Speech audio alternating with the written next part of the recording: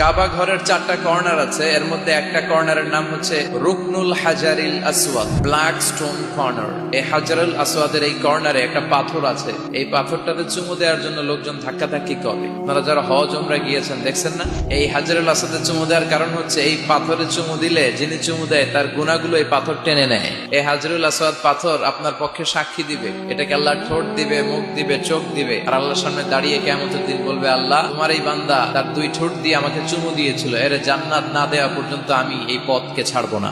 হাজরুল আসওয়াদের corner আর কাবা ঘরের দরজা এর মাঝখানে একটা জায়গা আছে, এই জায়গাটার নাম মুলতাজাম। এই জায়গাটাতে লেগে থেকে দোয়া চাওয়া, দোয়া করাটা সুন্নাহ। এই মুলতাজামে দাঁড়িয়ে হাত লাগিয়ে বুক লাগিয়ে দোয়া করলে এই দোয়া আল্লাহ ফিরিয়ে দেয়। এই দোয়াটা কবুল করে নেয় কে?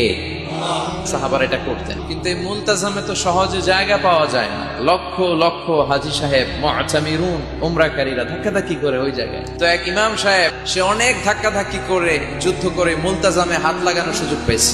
হাত লাগায় ধাক্কার চোটে সে তাড়াতাড়ি করে আল্লাহর কাছে দোয়া করতেছে যে, আল্লাহ জীবনে যত দোয়া করছি আর যত দোয়া করব এই সব দোয়া তুমি কবুল করে নিও। এই একটাই দোয়া। He work smart, say smartly কাজ করেছে। ইট ডাজন্ট ওয়ার্ক হার্ড, সে কষ্ট করে ওদিকে ধাক্কাধাক্কির মধ্যে আল্লাহ